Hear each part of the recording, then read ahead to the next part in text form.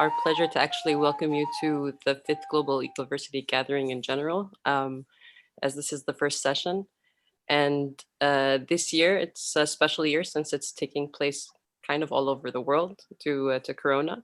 But we're hoping that you're all taking care of yourselves and your loved ones, and in general, just taking care of your well-being.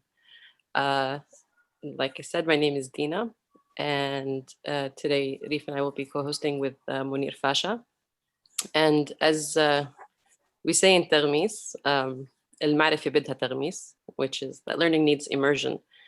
So for the next 3 days throughout this gathering, you're going to be immersed in different sessions and stories and experiences from all over the world with different cultures. So it's an invitation to basically immerse from your heart and give your brain a break, maybe allow for new things to grow and emerge. And it's interesting that this year seems to have like a desert theme, which is very fitting for us here, especially as in Arabic, desert means badiyah, and that means bidayah, which is the beginning of life and the beginning of things. And for us living in a desert, we see abundance in places that most people think to be barren or scarce and empty. So we were very lucky to be in the first Ecoversities gathering in 2015 and all those that followed. And we find Ecoversity to be a very rich soil for learning, building relationships and long-lasting friendships. So I hope you find it to be the same. For us here in Jordan and the Levant in general, it's the end of the olive harvesting season and the beginning of sowing wheat. So we see life as this cycle of planting and growing and harvesting. And we find a lot to learn from living in harmony with nature and all of its gifts. And we find it to be a source of our healing. We're here today to open conversation and to share stories, because we believe that without stories, there is no soil. So with that, I'd like to welcome Munir to come and begin the conversation around the soils. What really, I mean, the title that Dina chose is Education and Soil.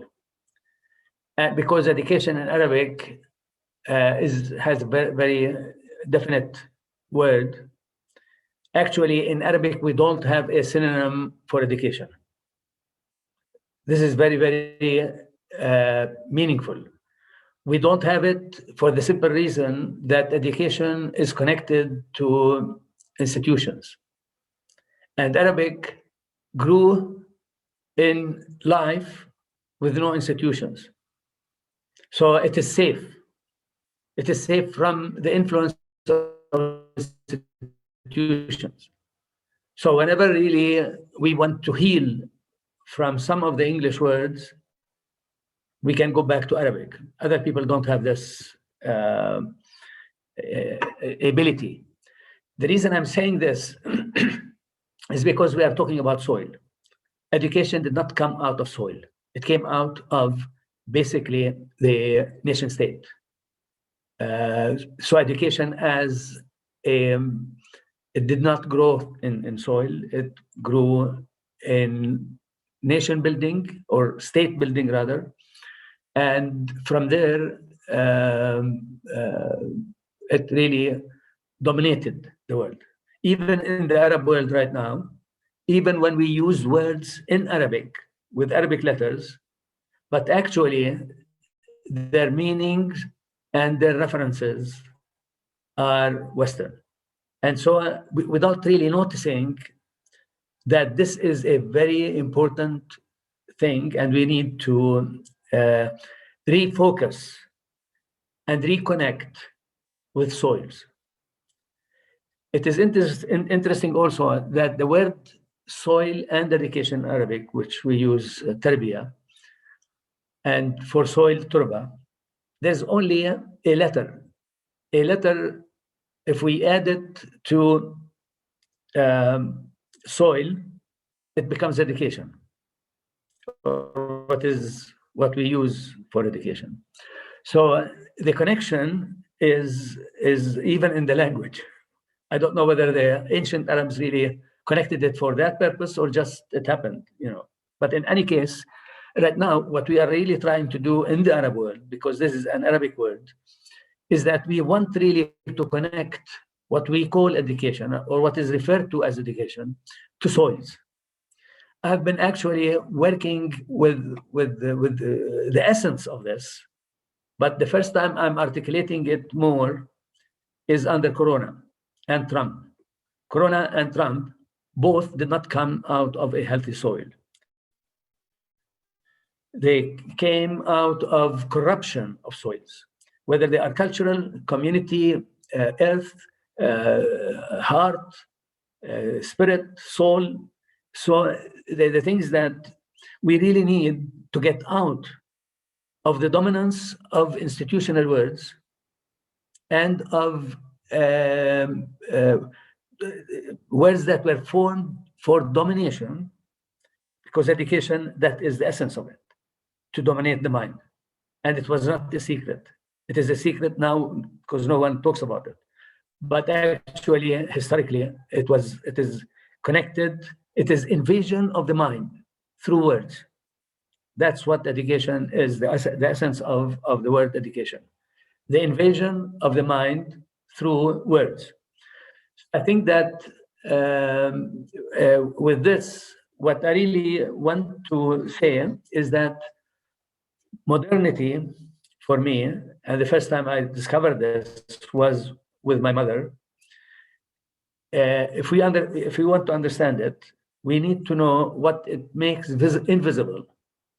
Not only what it makes for us, or it does for us, or it produces, but actually what makes invisible. One of the words that it makes invisible, at least in its meaning, is vision. If you look at some of what is considered top universities, if you take, for example, the medical school in Harvard, or the Institute of Education in London University, or any of these, Cambridge in England, we will find that the word vision is equated to goals. And this is really, whether it is intentional or not, we lose the meaning of the word vision and living with visions if we really keep thinking of it as what we aspire to do in the future, or to achieve in the future. Vision is not that meaning. Vision is something that we can start today. And this is the beauty, or the beautiful difference between vision and goals. Goals, it means there is an institution and professionals and whatever who are controlling the path to make sure that people are getting to the end, to the goal.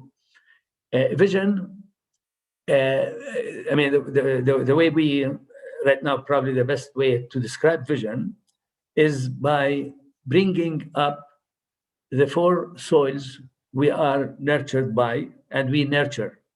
So it is mutual. You have to nurture these soils so that the soils will nurture you. And the four soils are the earth soil, the community soil, the spiritual affection soil, and the cultural soil. In my opinion, the most valuable and crucial soil in the Arab world is the cultural, because this is our strongest point. What was produced in Arabic between the 9th century and the 15th century in relation to wisdom and in relation to knowledge that is connected to nature, and in relation to the interconnectedness of many cultures and many civilizations, from Andalus in Spain to India and Afghanistan in the east, and even reached China. So that this world was really interactive. The interconnectedness was amazing. And it was put in words. And many books of that period were put in Arabic words. So for me, the soil, the cultural soil for Arabs is the most basic, in my opinion. And if we want to revive, we have to really build our revival on the cultural aspect, the cultural soil. Now, there is a difference between cultural soil and culture. We have to make this difference very clear. Culture can be related to consumption. For example, a group of people can have an institution, and in this institution, they care about producing cultural products. But this is totally different from products that come out of the cultural soil, even without planning. And this is where the difference is between a cultural product that is for the market, and cultural product that really brings out the beauty within a person or a group. So in this sense, again, the communal soil is different from the community which is organized. A community that is organized is not a soil. Again, we have to really think of the soil as the most important word in our work everywhere. And what's beautiful about the soil, there is nothing national. There is no national soil in any aspect. There is no international soil. So these claims of national and international do not make any sense in our in the world today, and we have to heal from them. I mean, imagine Jordan is a very small country. If you really go from one place to another, everything of these four soils change. So there is nothing called a national soil, cultural soil, or a earth soil, or a national community soil, or spiritual soil. It doesn't make sense. So we really break away from these categories that, instead of making things clearer, they really make them more corrupt and more corrupting. So the idea here is also, the beauty of it is that there are no experts, except for sometimes maybe you need something technical, then you ask a technician. But there are no experts that somebody will go from Amman, for example, the capital of Jordan, to a village which is 200 kilometers from Amman, and can tell them about their soil in any aspect. It doesn't make sense. So we relieve ourselves from experts. We just tell them, go home, or go wherever you are, go to your institution. We don't need you. Soils do not need experts, do not need any kind of hierarchical structure.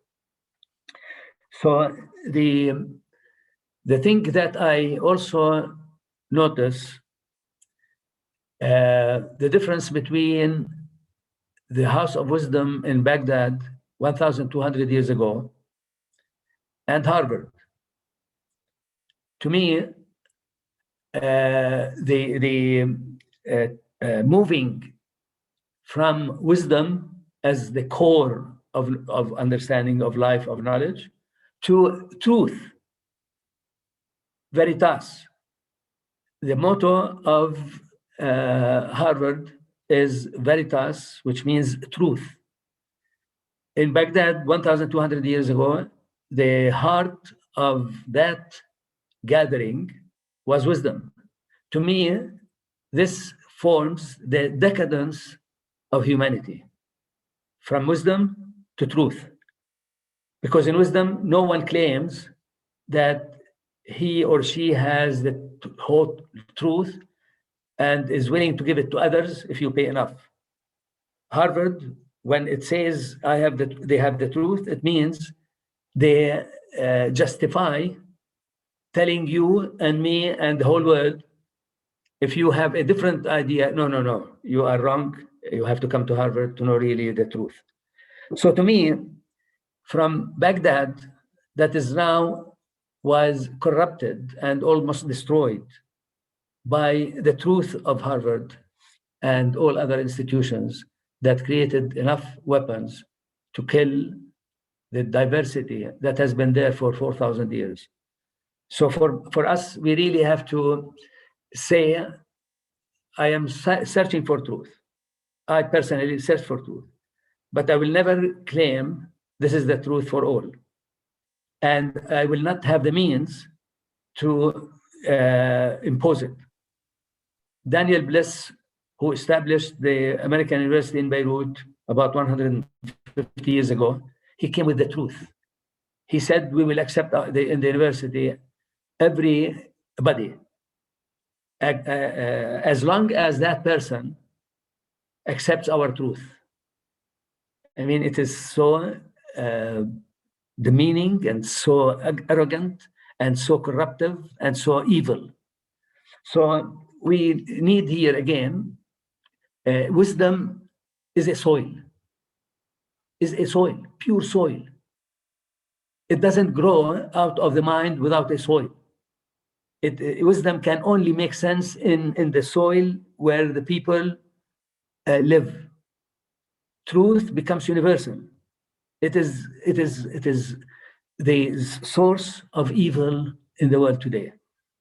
And so I'm saying these things because we really have to look at our cultures, that we still have alternatives to the American or European truth. We still have our cultures, and we still have our soils, and we have to rather be, accepting that we are underdeveloped. We don't want also to say we are overdeveloped or developed better than other countries, but every country can develop itself in the sense of its soils, using its soils to be the source of their knowledge, of their wellness, of living wisely, living in wellness, and weaving the social fabric and the intellectual fabric and the cultural fabric and the social and everything. So I wanted to say these things. Let me see if there is anything else that connected to that, where I said the truth and about Harvard and about the whole West. It really is summarized in one sentence. The core of the dominant civilization is that there is a single, undifferentiated, universal path for progress and for learning and for meaning. It is the killer of diversity. And we know that the heart of diversity, the heart of life is diversity. So I think all of these are interconnected, but we can talk about them in more details. I mean, through your own way of looking at soils and working within soils. One example that we have very strong is the one that Dina and Reef have been working on it for many years, which is تغميس. And they will talk about their relationship with their work, the relationship between their work and all the soils that I mentioned is very, very strong in their work for many years, and they can now present it. Thank you, Munir. So yeah, because we said there can be no soil without stories, I thought that maybe I would share my story of going from education to soil. And for me, my journey started in I don't know when, but the purpose of the story, it started in 2011, where Reef and I were working together in a place called Wild Jordan, which is part of the Royal Conservation Society here in Jordan. And at that time, there in 2011, end of 2010, there was a big plan to cut down thousands of trees in the north of Jordan to place a military academy in this forest area, which was a very healthy ecosystem. And like I said earlier, we live in mostly a desert, so forests make up less than 0.5% of Jordan's entire area. So we, working as part of a nature conservation organization, thought that naturally we would be on the front line of standing in the way of this project. And that wasn't the case, as most institutions and NGOs here in the country they follow ministries, so they follow the status quo. So we found at that time that the only place that we could go to make noise and rally resistance was to go with people, and that's what we did. And through that campaign to stop this project, I learned many things, and one of the biggest things was the sense of disillusionment or disenchantment with institutions in general. So I quit my job and I decided to go to education, to continue my education. And I did that. I went and I continued my education in sustainable development. And I discovered through my education that what I had always thought was like a thing of just silliness or stupidity on our behalf was actually a thing of strategy. And that basically what I was learning in school was how to better take advantage of the status quo of the system as it is, and to basically benefit from the misery of others. And I had gained better tools to do that.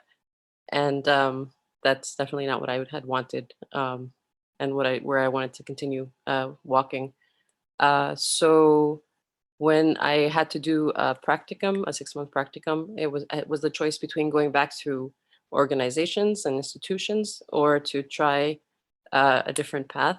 So Reef and I, we had worked together, and we had found that we shared a lot of values and a lot of our like shared dreams.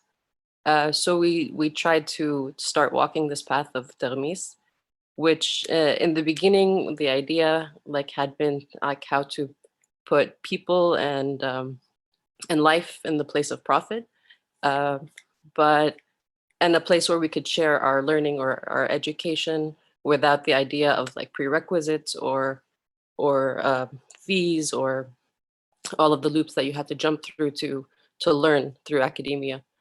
And actually what we ended up learning throughout the way was that the logic of education would always serve the system regardless. And in essence, that the enemy was was something that I had acquired and become and learned. And kind of like what Munir said, like the occupation was an occupation of the mind. So in many ways, even the language I had acquired through academia made it really close to impossible to connect with people in my community, with the world and life that like function more organically and would just flow and not be within these different like squares and standards that academia had manufactured me for. So throughout the years, rather than share my education, Termis has been a medium for healing from education.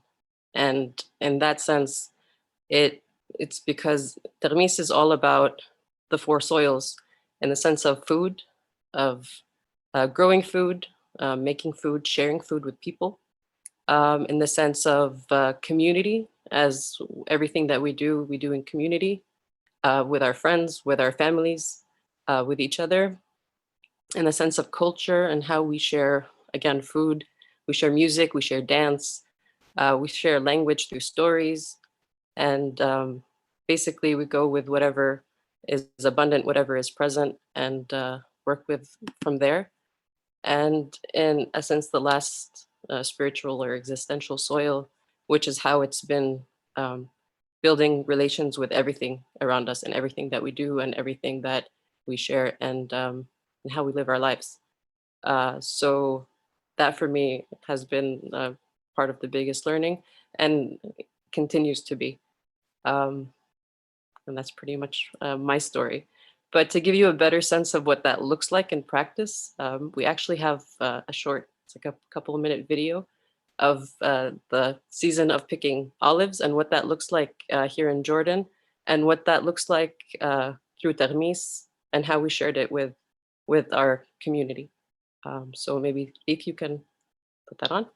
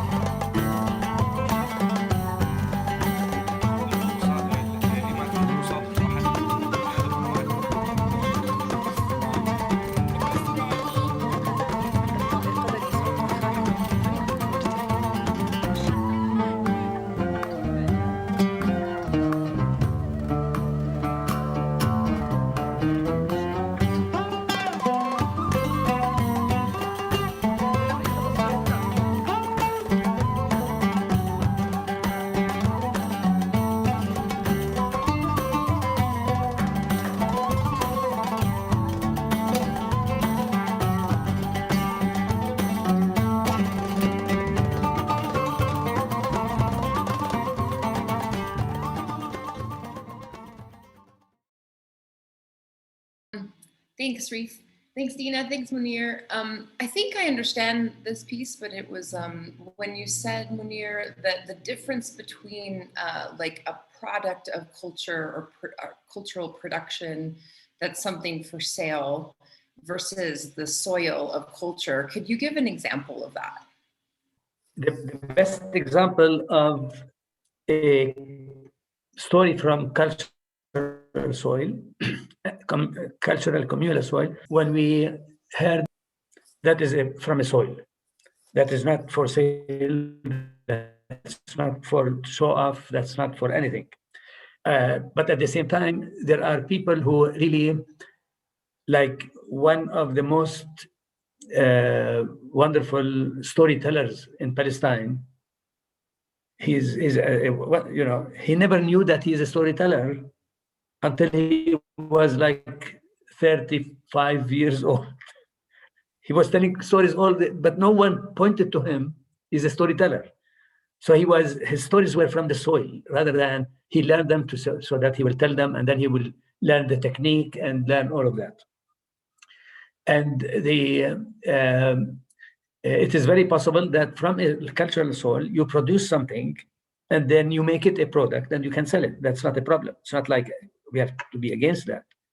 But there is a difference between coming from that,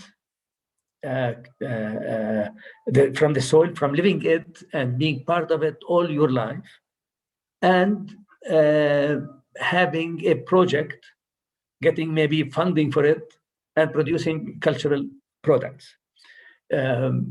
So the same thing for me.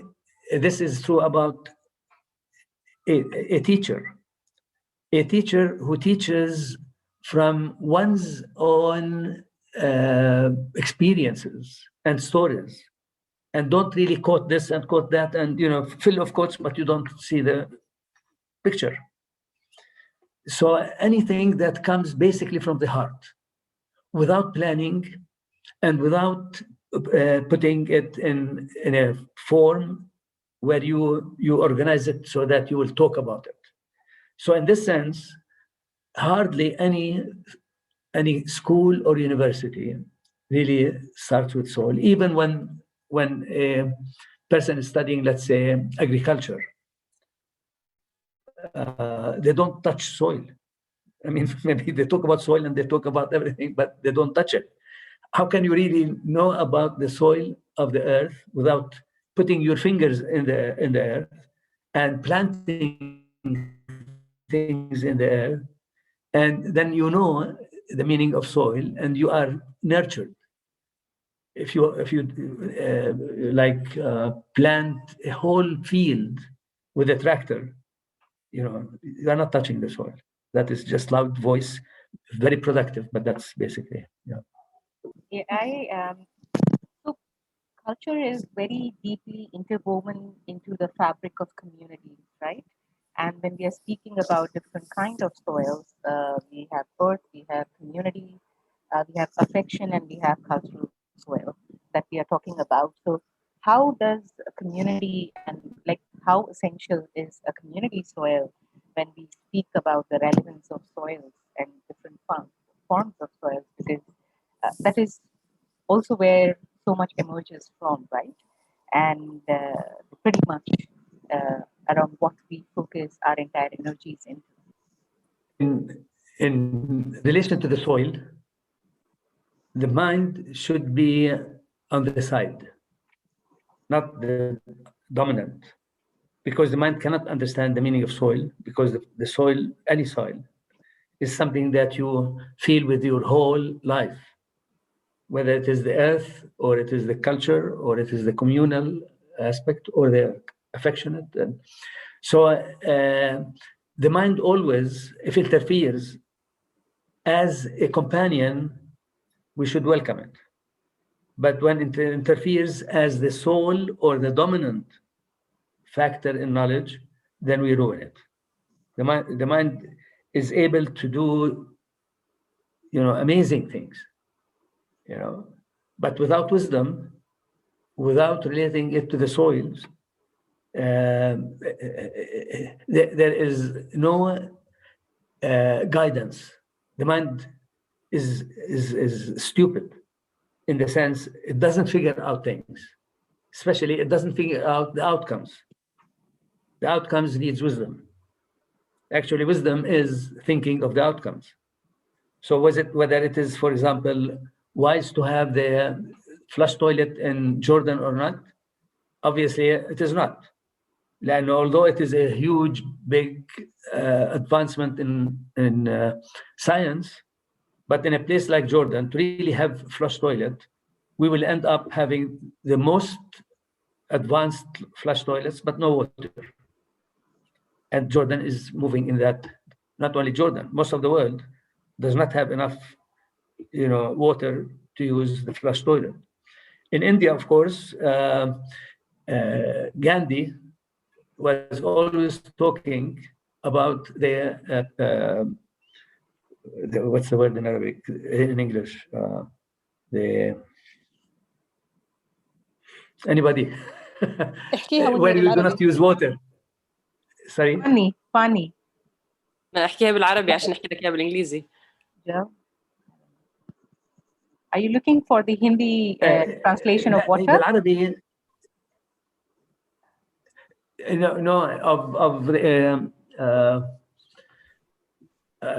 when you don't use water in the toilet and you use a system, eco toilet, not eco, okay. something.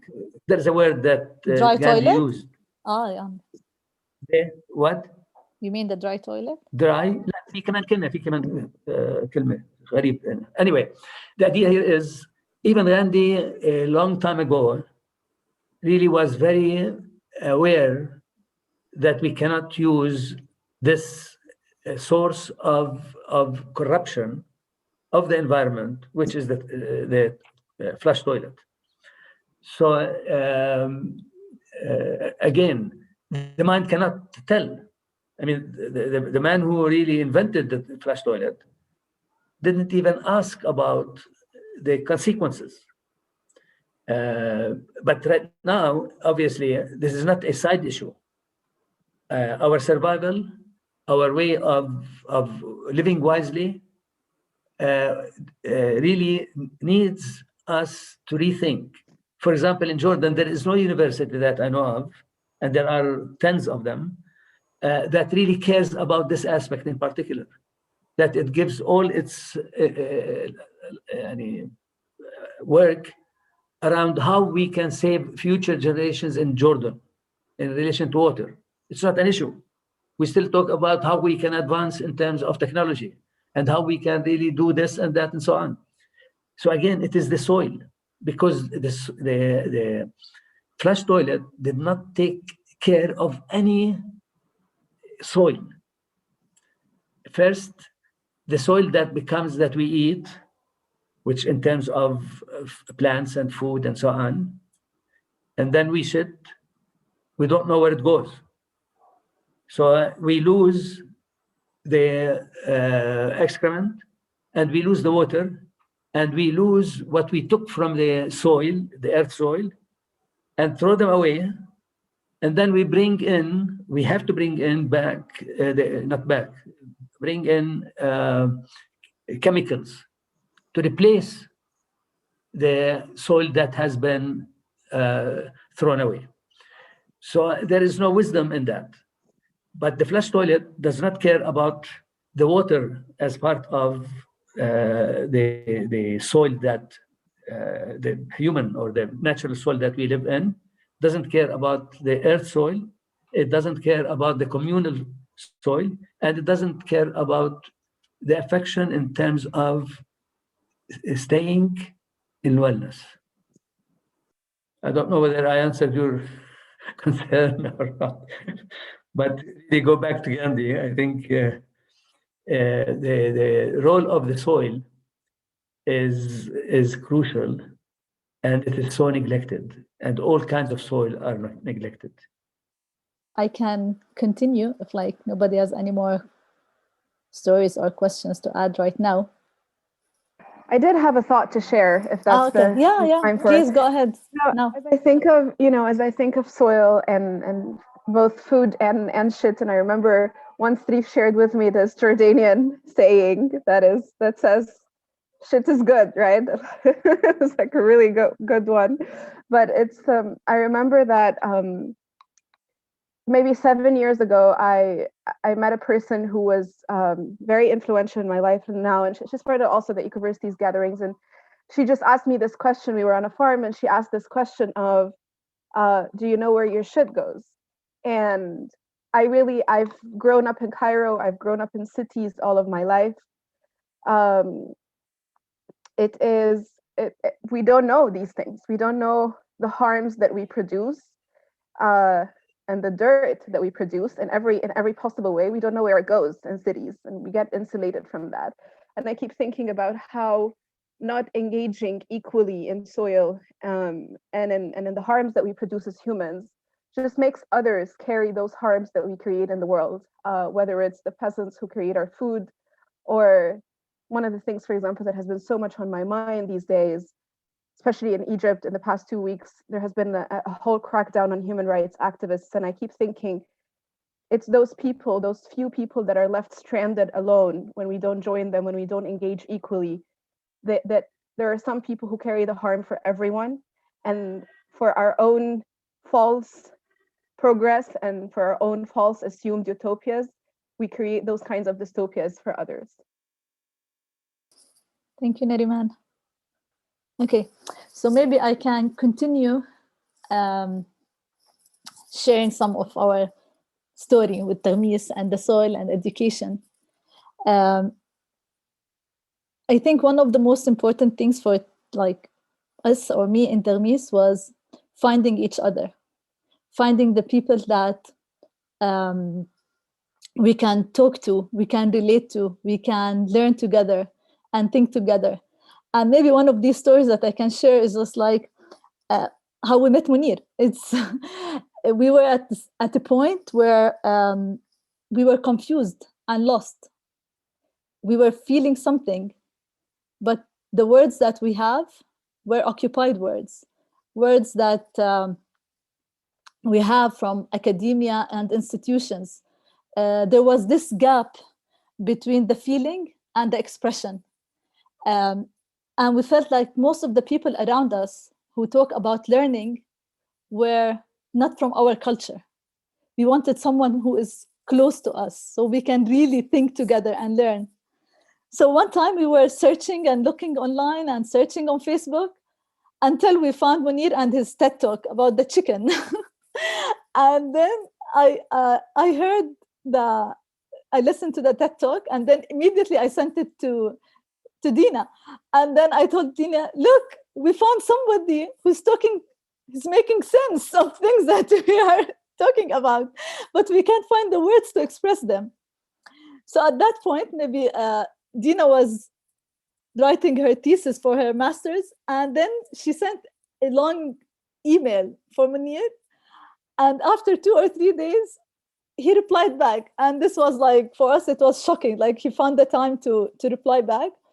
And I remember when Dina shared his reply and he said like, okay, it's a long one kind of, but I'll find the time to write you more, but I read your email. And then at that time, maybe Munir came to Amman. It was in 2014.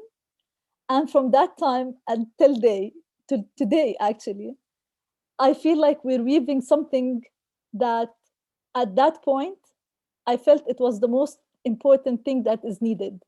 The soil of the cultural soil and the soil of finding ourselves. And I felt like for me, I can't do that alone because it's a relationship that I weave together. It's something that we weave together. And the most important thing of it and in Termis is the words. I remember Dina and I, we put down a list of words that we should not use at all and we should use, and words that are half-half, or in Arabic, as we say, nos-nos. And at that time, we were working from heart. We didn't know that we were following our instinct. We didn't have any agenda of what to do, but we felt that we need to think about words. And later on, I feel like now it's, as we say, like with education, and as Munir said, was the invasion of the mind through words. I totally believe that my mind was completely invaded with words that did not help me at all to express what I was feeling when I left the institutions and while Jordan. As Dina shared, like we were in an institution that's supposed to protect nature, but actually it was doing the opposite. And then with Termis, I felt I can do that without an institution, because it was about working with people and community and us and each other and finding ourselves without the need for this. And this is where the learning actually really started, by replacing words and by finding words that are related to what we do. I think this was the turning point, that I started to use words that really express what I'm doing. And when my mind started to think of something that is completely connected as a cycle, it made sense. Like, and when I started to do things that are more related to life, like farming. Now I love farming. Discussing things with people. I think the word, when I can imagine it, this is something when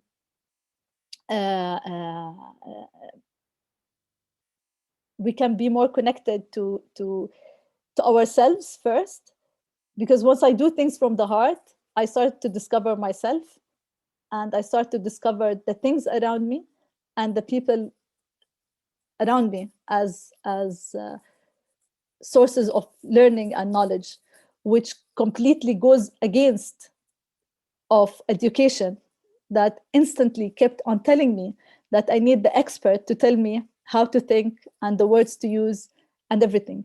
So, and the other funny part is just like, before Termis, I was I got my master's in international marketing, and my dream was to travel the world and work for all of these big corporations and institutions. And I did nothing with my certificate, seriously, nothing. And now, and what I studied basically is how to allow for all of these big corporations to enter my market, and kill all of these small enterprises, or like people who connect with nature, and to replace them with big corporations. And even me, when I was studying this, I didn't realize that what I'm studying is what I used to kind of criticize, that all the small shops in my neighborhood were closing, and I'm finding all of these big hypermarkets opening and replacing them. I was studying the thing, but I didn't make the connection that I'm studying what will actually emphasize this issue. So yeah, again, it's just like the connection of like people and words and things that we see, because we were brought up in a way that things are connected, things are not connected, things are separated. And when I wrote the article for the Ecoversities, I said the people who occupy our minds, they are the people who occupy our fields. So when we free our minds, we can free our fields. And because once you're in the field, no matter how much they want to genetically modify seeds, but once we're there and working together, nobody can break this chain. Like the relationships that happen, as like maybe you saw in the video without the sound, but this is part of how we can weave things together, connecting it with the soil and earth. I just remembered the word that I was looking for. Compost toilet. Mm. So the compost toilet is the one that really takes from the soil and brings back to the soil, and it's cyclical. And there is nothing lost, and you don't need to always corrupt it with chemicals and other things. There's another very quick example about the difference between having no soil and having soil. And we do a very bad translation in Arabic of it. The CV. There is not a statement, there is not a line in the CV which is related to soil. While life journey, which we put it as a synonym to CV, is nothing but stories, personal stories within soils. So if you want to tell your personal story, who you are, etc., you have to tell stories that are related to your relationship to soils, how you learn through soils, how you work with soils. As I said, this is the first time I really see the difference in relation to soils. CV is not connected to soils. It is connected to institutions, etc. And the life journey, if you tell your journey, but there are no soils that you really learn from, then that journey becomes again a set of commodities. Thank you for the stories that were shared. We were really hoping that at this point that hearing these stories would actually inspire others to share some of their own stories around soils, the different soils, and maybe we could hear some from other people. Anybody who would like to share something? Eva? Yes, please. It's more a question than a story.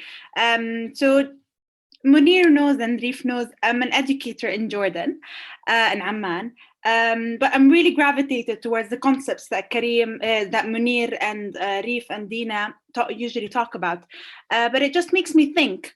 I know that I'm working within the context of an institution and I've graduated from institutions, but I just don't want to be a source of corruption. And I know that I will still work in this institution. I'm still not in the, I still don't have like a clear state of who I am in order to like work in a different way. So is it in any way possible to translate and try to integrate those four soils within an educational institution? And if so, how? I know that there are lots of forces that work against trying to integrate those four soils within an institution. But I still have a bit, let's say, of hope. But I don't know how can I what's the word? How is the implementation process going to happen when I have a lot of forces acting against me, plus the fact that I'm actually working within an institution that follows the general, let's say, universal education system?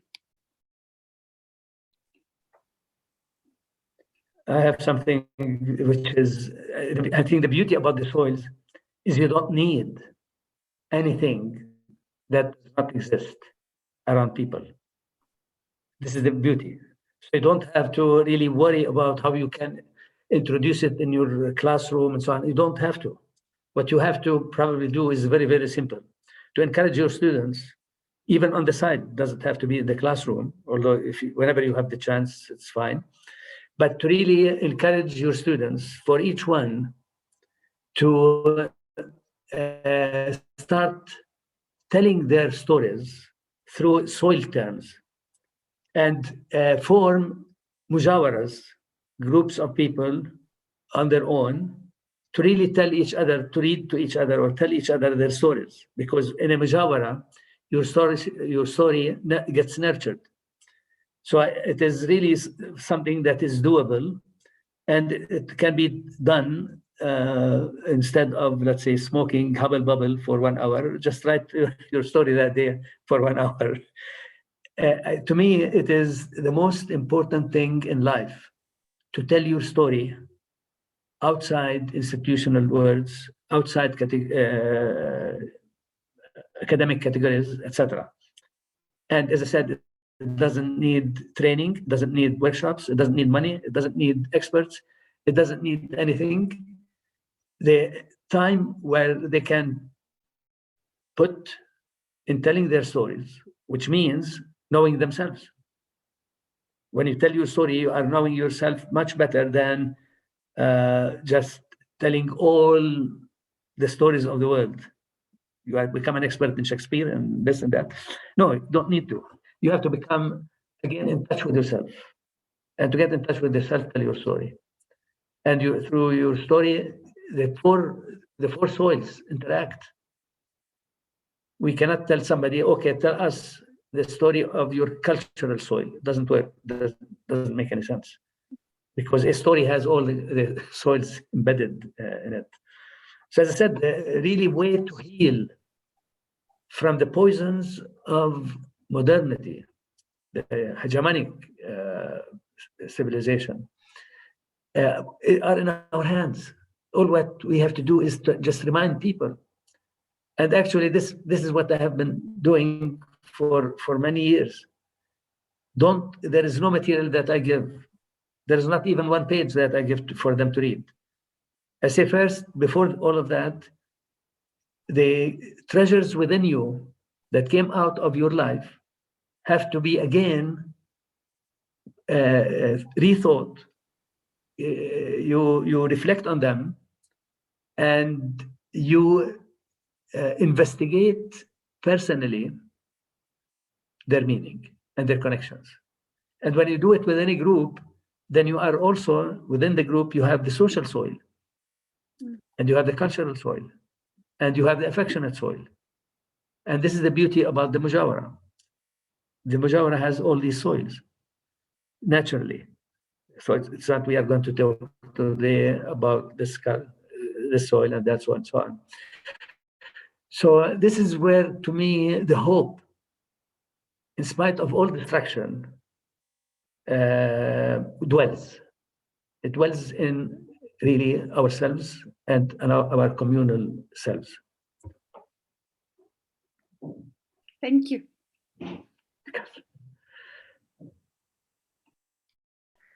Yeah, I just wanted to make sure there's space also for people who did not speak. But yes, I'm thinking about also the idea of what, like, as you said, Reef, I love the sentence that you said, like, if we free our minds, we free our fields. And I keep also like asking myself, why are people engaged in this vicious circle that is just crazy for our lives and for our planet, and it doesn't make any sense. But also, there is always a promise of comfort in this story of progress.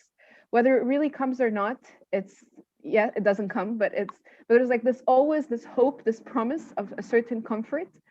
And it's, as we think about the soils metaphorically and literally, there is a lot of hard work there. It's a lot of hard work. And working in communities is not an easy thing. And being in communities is just not an easy thing. And I think the plague of our times is also related to just like the illusion of the comfort of the individuality. That being free and by myself is just comfortable and nice. So one of the things that I think about is also the kind of narratives, and that comes into the stories for sure. It's like how our stories are linked to narratives that counteract this illusion of comfort that is in modernity or in progress or so on. And so I just think about also how we share our stories in ways that doesn't over romanticize the endeavors that we're engaged in, because they're not romantic. Like, it's not like there are prices that are to be paid in terms of being counter to mainstream culture at this point. And there is engaging in communities it also has its own hard spots of engaging with diversities and differences. And so just do not want to reproduce the same illusion of comfort. and to also uncover the illusion of comfort of progress. Am I making sense? I don't know, but that's the thought that was on my mind. Okay, Sirine, she's Hi, our friend. everyone. Yes, Sirine, our friend in Amman, and she plays this amazing, lovely instrument. So I think I leave it to you, Sirine, now. You can share some about it. From the soil. From the A soil. little instruction about From the the culture of the soil. soil. Yeah, hi everyone. So I don't know how it comes across on Zoom because I tried to fix the sound. I don't know how to come out, but I'm going to tell you. Okay, but I'm just going to show you this one, which looks horrible, right? This is metal. This is my metal flute that is, it's 34 years old. So I found it, well, it's just this tube that I found in the street, and I started, blowing until I got a sound come out. And I used to dance, so I needed the music to accompany it. So that's why I started with this one. But today I play this one, which is made of reed. And this is really the sound of the earth, because this is something like we pick. So we find it in the valley, in the Jordan Valley. And then of course, it's not like this. And then we fix it, and then suddenly it makes this music.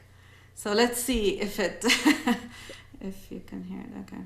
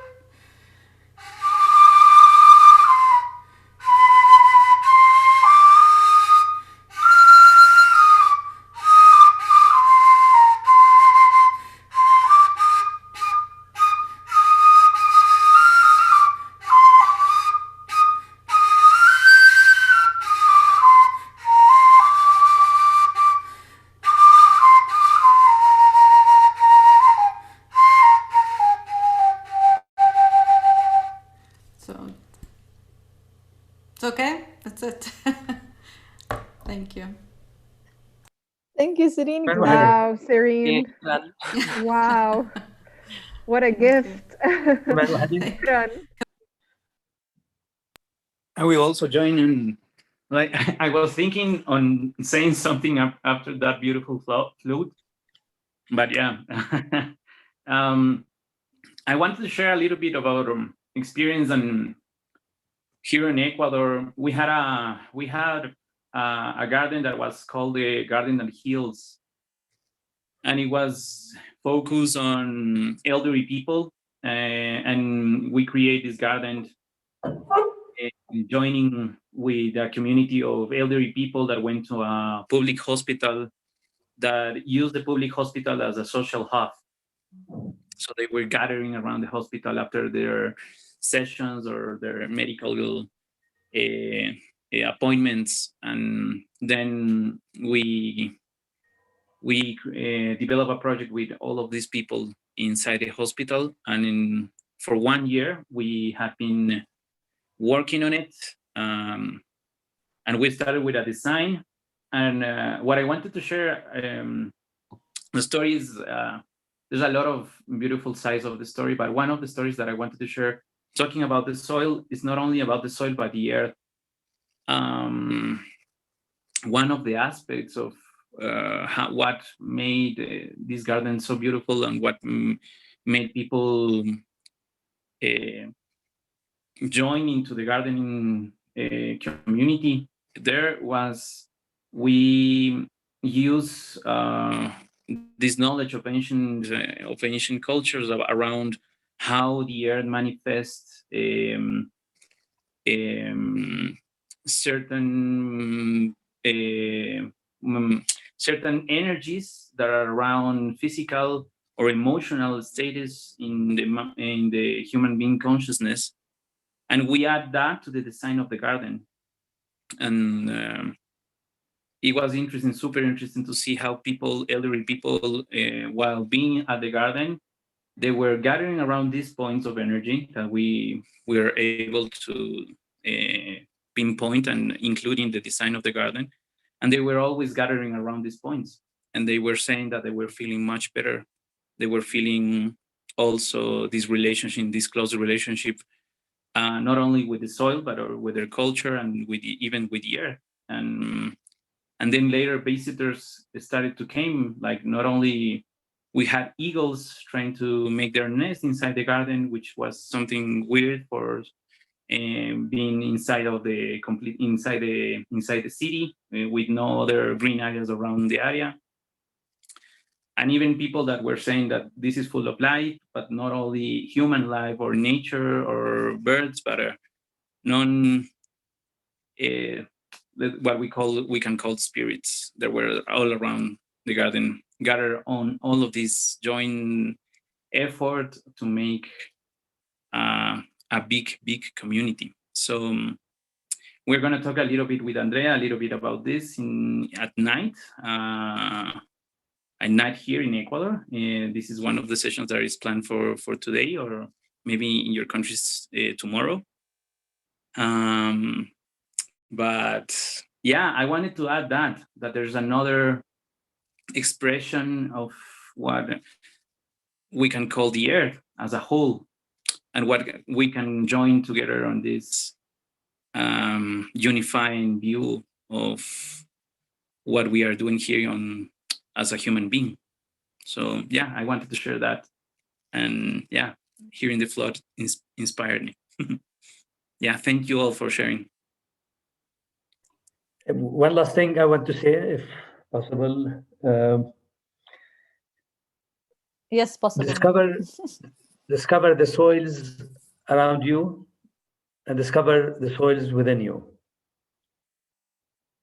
And I think this is something, because it is always like made invisible, especially the soils also within us and among us and around us. So to really be more conscious of the soils that we nurture and are nurtured by. So thank you so much, Munir and Reef and Dina for hosting this. Just like Andrea said, I feel this is an immense gift, and I feel so grateful that this is the first session that we have for this gathering, because I couldn't have imagined a more beautiful first session. You said something a little bit earlier that I'm probably going to keep in my mind for quite a bit and think about it. And you said people who occupy our minds or who occupy our soils. So it's such a rich and powerful, and it touches so many sensitive points in my life right now. So I just wanted to thank you for that. I don't think I could ever I could hear you talk about this on and on and on. And thank you, Dina and Reef, for inviting Munir in this session as well. And yeah, just I feel super happy right now. Enemy number one for the modernity is the soils. That's why they kill it. Every soil, they will kill it. So what we really need is to reclaim it. It's not going to be easy because the poisoning of all the soils are so deep. So for me, I look at the soil as really the way to heal at the levels which are very deep. Because modernity kills the soil. We have to remember. They killed it. They kill it constantly and increasingly. So, and thank you, Anna, for what you said, because we really hope that somehow it really goes through all the meetings that are going to happen tomorrow also and the day after tomorrow, that we have to remember these treasures, the soils. And again, like almost worship them, but worship them not as a stone, but as a nurturing sources for all of us. بدكم دلعونا أو هيك شيء something traditional? Okay. No, I'll use the other one. Okay, for the strongest sound.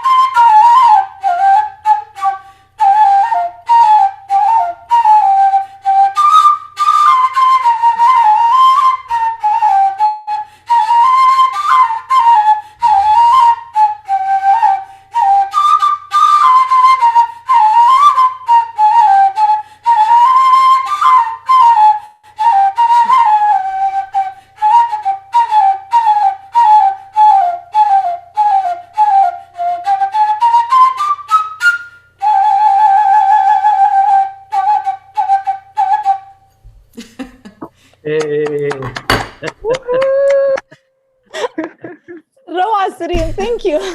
Thank you. عظيمة, شكرا. شكرا سلام. So this is from the soil of culture. So yeah, we wanted to thank you all for coming today, and thank you, Sireen, for that beautiful, magical finale.